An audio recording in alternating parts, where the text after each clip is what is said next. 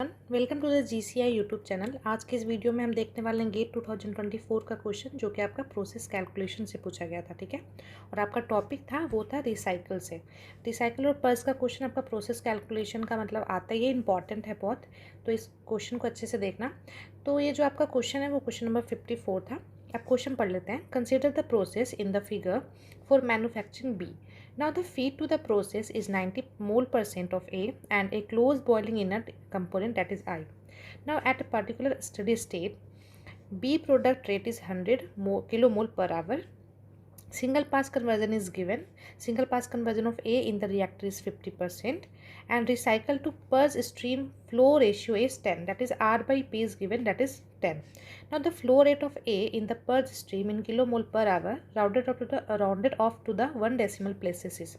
So basically हमसे question में पूछा क्या है, flow rate of A in the purge stream, मतलब इस पर्ज स्ट्रीम में आपको ए की फ्लो रेट बतानी है 1 डेसिमल प्लेस तक। ठीक है, और आपका जो क्वेश्चन में दिया क्या क्या है वो देख लो। ये रिएक्टर है हमारा, इसका सिंगल पास कन्वर्जन दिया, मतलब ए जो कन्वर्ट हो रहा है वो आपका 50% है, और फीड में जो है आपका 90 मोल% ऑफ ए यहाँ से देख सकते हो कि फीड में जा रहा है, और बाकी का जो है 10% मतलब 0.1 जो है आपका इनर्ट है। ठीक है, और ये रिएक्टर से निकल के आपके सेपरेटर में जा रहा है। सेपरेटर से हम यहाँ पे प्योर बी को निकाल रहे हैं बाई प्रोडक्ट, और यहाँ पे पर्जिंग कर रहे हैं। यहाँ पे आपका एक्स बी इक्वल टू 0, मतलब यहाँ पे जो है ये बी नहीं है। ठीक है, now x I is the mole fraction of I species I, and ये आपका बी का यहाँ पे फ्लो रेट दिया ऑलरेडी देख सकते हो।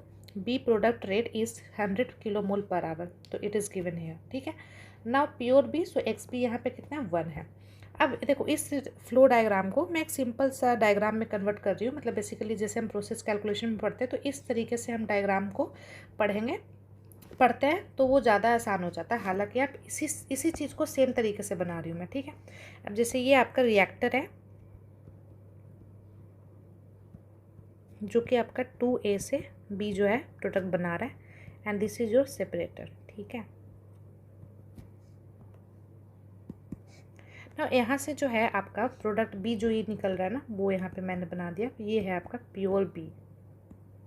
ठीक है, और इसकी रेट जो है वो दी हुई है 100 kilo mole per hour, and but that means x B जो है वो 1 हो जाएगा। एक्स बी 1 दिया भी है क्योंकि ये प्योर है। ठीक है, अब यहाँ से जो है ये बाकी का स्ट्रीम जो यहाँ देखो सेपरेट हो रहा है वो मैंने यहाँ पे दिखाया है। तो ये आपका है पर्ज वाली स्ट्रीम। ठीक है, जिसमें आप देख सकते हैं एक्स बी जो है वो 0 है, मतलब यहाँ पे जो आएगा वो क्या आएगा, ए आएगा और इनर्ट आएगा, है ना। तो यहाँ पे ये हो गया आपका एक्स बी जो है इक्वल टू 0। ठीक है, अब यहाँ से आप देख सकते हो कि ये रिएक्टर से यहाँ पर्जिंग हुई, फिर इसको हम इसमें रिसाइकल किए, तो ये हमारी जो है ये रिसाइकल वाली स्ट्रीम हो गई। ठीक है, यहाँ से रिसाइकलिंग कर रहे हैं, और यहाँ से आपका ये रिएक्टर में जो है फीड जा रहा है, और इसी रिसाइकल वाली जो है दोनों मिल रही है। डैट मीन्स ये रिसाइकल स्ट्रीम हो गई, तो ये रिसाइकल स्ट्रीम हो गई, और ये फीड हो गया आपका, और ये रिसाइकल वाला है, और यहाँ पे ये दोनों जाके मिक्स हो जा रहे हैं, इसलिए मैंने इसको एक एम से दिखाया, मिक्स फीड। ठीक है, ये हो गया। तो ये ओवरऑल आपका एक बन गया सिंपल सा डायग्राम। ठीक है, अब हम इस पर बैलेंस लगा के आगे का निकालते हैं जो भी आपसे पूछा गया है। ठीक है, अब देखो सबसे पहले हम रिएक्टर का चीज़ देखते हैं। तो रिएक्टर में 2A से B आपका प्रोडक्ट बना रहा है। अब आप देखो सेपरेटर से जो यहाँ पे जो निकल रही है वो स्ट्रीम B निकल रही है प्योर B, और इसका ऑलरेडी रेट दिया हुआ है, मतलब आपका जो फाइनल मोल फाइनल B का जो मोल आया होगा इस रिएक्टर से वो सारा का सारा इस स्ट्रीम में चला गया सेपरेटर में, बट इधर वाले स्ट्रीम में नहीं गया, क्योंकि ये बोल रहा है कि प्योर बी इधर आया है, बाकी यहाँ पे एक्स बी 0 है, मतलब यहाँ पे कोई पर्जिंग नहीं हो रही बी की।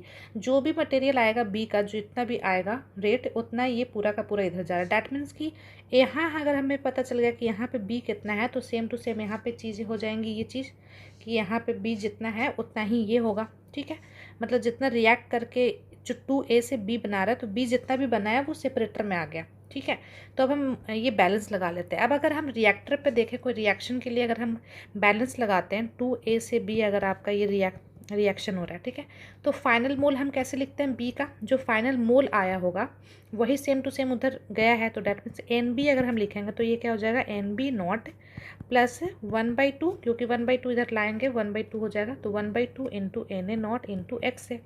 ठीक है, तो NB जो है वो तो आपका नहीं दिया हुआ है, मतलब दिया भी नहीं है, मतलब बेसिकली यहाँ पे हम प्योर A ही डाल रहे हैं, मतलब A और E नट है ना कि यहाँ पे B है, तो NB नॉट तो 0 हो जाएगा। ठीक है, 1/2 Na नॉट इंटू XA। अब देखो XA की जो वैल्यू है, XA की वैल्यू आप देख सकते हैं यहाँ पे 50% है, ऑलरेडी बोल दिया, मतलब कन्वर्जन ऑफ A जो है वो 50% है, तो ये 0.5 हो गया।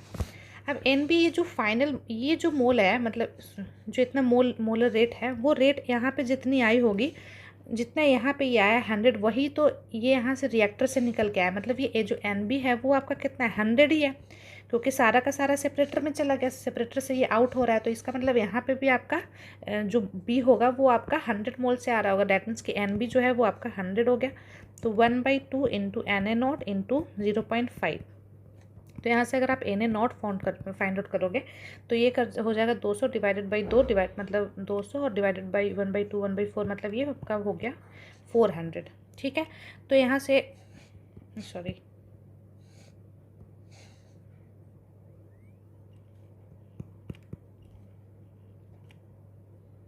हाँ ठीक है, ये आपका 400। ठीक है, तो ये आपका हो गया किलो मोल पर आवर। मतलब अब जो इनिशियल मोल आपने मतलब इसमें Na नॉट में दिया, रिएक्टर में दिया है मोल, वो कितना है आपका 400 किलो मोल पर आवर। ठीक है, ये हमने निकाल लिया। अब ये तो Na नॉट आया, लेकिन यहाँ पे रिएक्टर में यहाँ पे देखो 50% कन्वर्जन हो रहा है, डैट मीन्स कि रिएक्टर के बाद बाहर जो है B तो फाउंड आएगा ही आएगा, और A भी आएगा, क्योंकि आपका A बचा हुआ रह जाएगा ना, क्योंकि 50% कन्वर्जन है, 50% तो हुआ ही नहीं है, तो A भी कुछ ना कुछ आपकी रेट आ रही, तो हम A फाइनल कितना यहाँ पे रह जाएगा वो भी हम निकाल लेंगे, B तो ऑलरेडी हमें पता ही था। ठीक है, तो Na नॉट तो ये इनिशियल आ गया कि आप मतलब कितना दे रहे थे फीड, ठीक है, रिएक्टर में। अब हम अगर Na फाइंड आउट करेंगे, तो हम Na फाइनल मोल अगर हम लिखते हैं तो वो कैसे लिखते हैं, Na not into 1 minus x है, तो Na नॉट हमें पता चल गया कि ये है 200 इंटू 1 माइनस 0.5, ये कन्वर्जन ऑलरेडी दी हुई है, तो Na का रेट हमें पता चल जाएगा, A का ये हो जाएगा 400 इंटू 0.5, डैट मीन्स कि ये आपका हो गया 200। ठीक है, किलो मोल पर आवर। ठीक है, अब देखो जब यहाँ पे ये हो गया हमारा 100, ये तो 100 था ही क्योंकि दोनों सेम रहेगा, और ये आपका हो गया 200। अब B तो पूरा का पूरा इधर चला गया है, तो इसका मतलब जो भी सेपरेटर में इस वाले स्ट्रीम में आ रहा होगा वो सिर्फ A आ रहा होगा, राइट, क्योंकि B तो इधर चला गया है, तो B यहाँ पे कितना है 200 किलो मोल पर आवर से इधर स्ट्रीम में आ रही है। ठीक है, अब हमसे पूछा कि ये जो पर्जिंग है ना, ये पर्ज वाले स्ट्रीम में जो है आपका A का फ्लो रेट, यही तो बताना है हमें। ठीक है, तो अब हम ये this is the splitting point, मतलब A इधर से आ रहा है, इधर रिसाइकिल के लिए भेज रहे हो, उधर पर्ज के लिए भेज रहे हैं, तो आपका जो स्प्लिटिंग पार्ट है उस पर अगर हम बैलेंस करते हैं, मतलब A जो ये आ रहा है टोटल, वही रिसाइकल में और ये पर्ज में जाएगा, तो यहाँ से हम रेट फाइंड आउट कर सकते हैं ना कि ये किधर कितने मोल मतलब कितना रेट जा रहा है A का। ठीक है, तो इस पे अगर हम स्प्लिटिंग पे बैलेंस करेंगे, डैट मीन्स कि अगर मैं इस स्ट्रीम को इस तरीके से बना दूँ, दिस इज़ योर स्ट्रीम, ये स्ट्रीम आपका आ रहा है, ठीक है, ये आपका P और ये आपका R, इसको मान लो कि O है ये। ठीक है, तो ये क्या हो जाएगा, A यहाँ पे जो है आपका 200 किलो मोल पर आवर से आ रहा है, अब ये पर्ज में जा रहा होगा और बाकी रिसाइकिल में जा रहा होगा, तो इस पर अगर आप बैलेंस लिखोगे तो क्या होगा, ये हो जाएगा कि ये 200 आया, ये तो पूरा का पूरा A है, ठीक है, इक्वल टू हो जाएगा R इंटू एक्स है, मतलब कि जितना रिसाइकल में आपका A है वो उसका रेट लिखेंगे, तो R इंटू एक्स है प्लस P इंटू एक्स है। ठीक है,